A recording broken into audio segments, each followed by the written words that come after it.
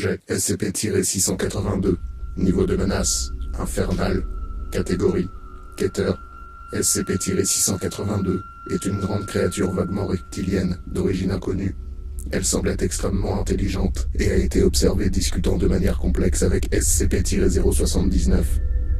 Au cours de leur bref contact, SCP-682 semble vouer une haine à toute forme de vie et l'a exprimé dans plusieurs interviews au cours de son confinement. SCP-682 a toujours été observé doté d'une force extrêmement grande, d'une grande vitesse et de bons réflexes, même si les niveaux exacts varient en fonction de son état. Le corps physique de SCP-682 se développe et évolue très rapidement, grandissant ou diminuant tandis qu'il consomme ou rejette de la matière. SCP-682 consomme l'énergie de tout ce qu'il ingère, organique ou non organique. La digestion semble être facilitée par un ensemble de branchies de filtrage à l'intérieur de ses narines. Celles-ci sont en mesure d'utiliser les matières exploitables de toute solution liquide, ce qui lui permet de constamment se régénérer à partir de l'acide. Ses capacités de régénération sont énormes, et SCP-682 a été observé en train de se déplacer alors que son corps était détruit à 87%. En cas de rupture de confinement, SCP-682 doit être traqué et récupéré, en mobilisant toutes les forces d'intervention mobiles disponibles. Et aucune équipe de moins de 7 personnes n'est autorisée à l'affronter.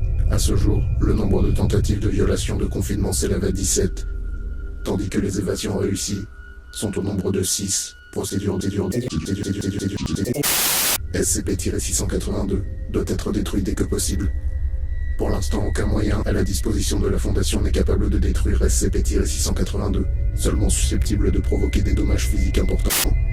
SCP-682 doit être contenu dans une chambre de 5 mètres x 5 mètres, doublée de plaques d'acier de 25,4 cm d'épaisseur, résistante à l'acide chlorhydrique. La chambre de confinement doit être remplie avec de l'acide jusqu'à ce que SCP-682 soit émergé et en stase. Toute tentative de SCP-682 visant à se déplacer, à parler ou à forcer le confinement doit être immédiatement stoppée avec la force rendue nécessaire par les circonstances. Le personnel ne doit pas parler à SCP-682 de peur de provoquer un état de rage.